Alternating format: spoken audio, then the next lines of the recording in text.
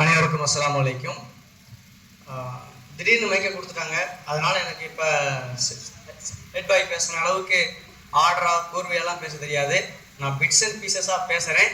நீங்களே டாட்ஸ்லாம் லிங்க் பண்ணிக்கங்க. Okay, first இந்த இப்படி ஒரு பார்க்கு, இப்படி ஒரு அமைப்பு ஏற்படுத்தினுடைய பிரதான நோக்கம் என்னவா இருக்கும்னு நீங்கள் நினைக்கிறீங்க? ஒரு நோக்கம் இருக்குல்ல, ஒரே ஒரு புள்ளி, ஒரே ஒரு சிங்கிள் பாயிண்ட் ஆஃப் அப்ஜெக்டிவ் அப்படின்றது என்ன? ஹெல்த். ஹெல்த் அப்படின்ற ஒரே ஒரு விஷயத்துக்காக மட்டும்தான் இது ஏற்படுத்தியிருக்காங்க. நம்ம ஜாலியா வந்து சாயங்கால நேரம் உட்காந்து டைம் ஸ்பெண்ட் பண்ணிட்டு அவங்கள பத்தி இவங்க பேசிட்டு, இங்க பத்தி அங்க பேசிட்டு, பொண்ணு மாப்பிள்ள ஜோடெல்லாம் பேசிட்டு, அங்க துப்பு இருக்கு இங்க துப்பு இருக்குன்னு பேசிட்டு போறதுக்காக இந்த இடம் ஏற்படுத்தப்பட்டது அல்ல. இந்த இடம் ஏற்படுத்தப்பட்டதனுடைய முக்கியமான நோக்கம் இல்லை, ஒரே நோக்கம் ஆரோக்கியம். ஏன் ஆரோக்கியத்துக்கு இவ்வளவு முக்கியத்துவம் கொடுத்திருக்காங்கன்னா, அல்லாஹ் நமக்கு எவ்வளவோ நியமத்துக்களை கொடுத்திருக்கான். ஒவ்வொன்றுமே நியமத்து தான். கொஞ்ச நேரத்துக்கு முன்னாடி கூட சொன்னாங்க, நம்ம சின்ன குழந்தைங்களை போய் பாருங்க, அப்ப தெரியும் நம்மளுக்கு நம்ம குழந்தைகள் நல்லா இருக்காங்க. அப்படி அல்லாஹ் கொடுத்த நியமத்துக்கள்லயே மிக சிறந்த நியமத்து, உயரிய நியமத் ஆரோக்கியம். நம்ம எல்லாருமே ஆரோக்கியத்தோட தான் பிறந்தோம், ஆரோக்கியத்தான் இருந்துகிட்டு இருந்தோம், அல்ல இருக்கிறோம்.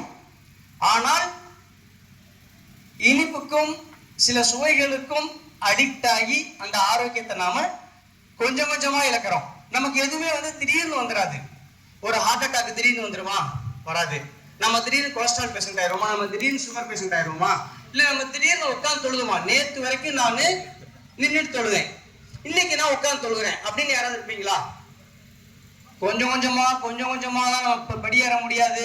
கொஞ்ச நேரம் உட்காந்து தொழுவாங்க, கொஞ்ச நேரம் அப்புறம் ஃபர்ல மட்டும் நின்றுட்டு தொழுவாங்க, மற்றதெல்லாம் உட்காந்து தொழுவாங்க. இப்படி ஸ்டெப் பை ஸ்டெப்பா தான் போகும்.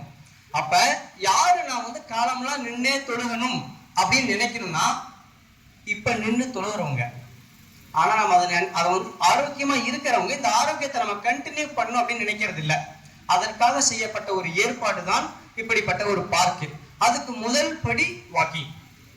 நீங்க ஆரோக்கியம் போனா முதல் வாக்கிங். அதுக்காக தான் எவ்வளவோ சொல்லியிருக்காங்க. ஒரு பக்கம் நீங்க அதாவது ஒரு பாதையில தொழுது போங்க, இன்னொரு பாதையில தொழுகுவாங்க, நடந்து போறது சுண்ணத்து. ஒரு அடி எடுத்து வச்சா தொழுகைக்கு போகும்போது ஒவ்வொரு அடிக்கும் ஒவ்வொரு நன்மை. ஆனா நம்ம கரெக்டா பள்ளிவாச வாசப்படியில போய் வண்டி நிறுத்தி தான் தொழுக போறோம். ஸோ அப்படி இல்லாம இந்த பார்க்கை நீங்க வாக்கிங்காக யூஸ் பண்ணிக்கங்க, எக்ஸசைஸ்க்காக யூஸ் பண்ணுங்க. ஏன்னா நம்ம உடம்புல ஒவ்வொரு மூட்டுக்களும் இம்பார்ட்டன்ட்.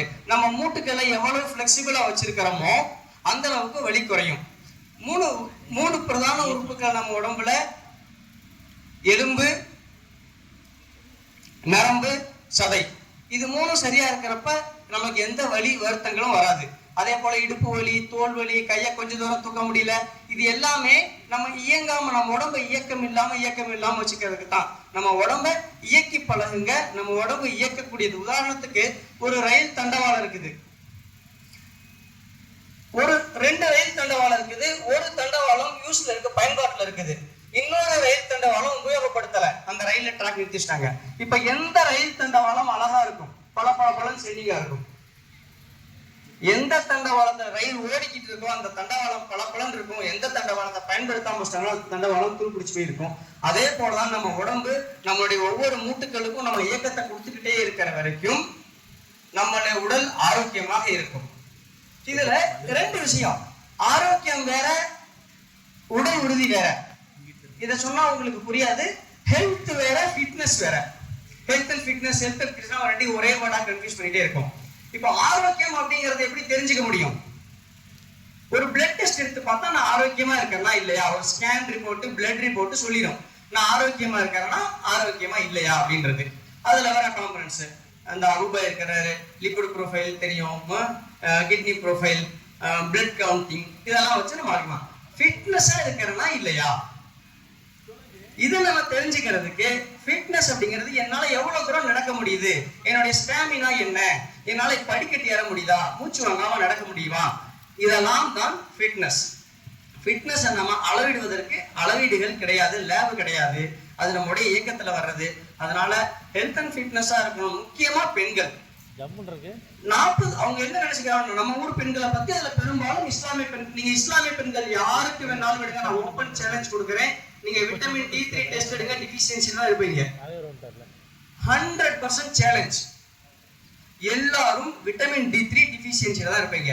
விட்டமின் டி நீங்க என்ன சத்து மாத்திரைகள் சாப்பிட்டாலும், சுண்ணாம்பு சத்து மாத்திரை, கால்சியம் மாத்திரை, முட்டி வலிக்குன்னு போன உடனே டாக்டர் கால்சியம் மாத்திரை எழுதி கொடுத்துருவாங்க.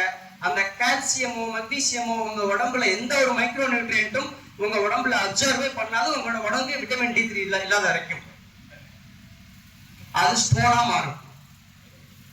அடுத்தது B12 அதே போல ஒரு முக்கியமான விட்டமின்.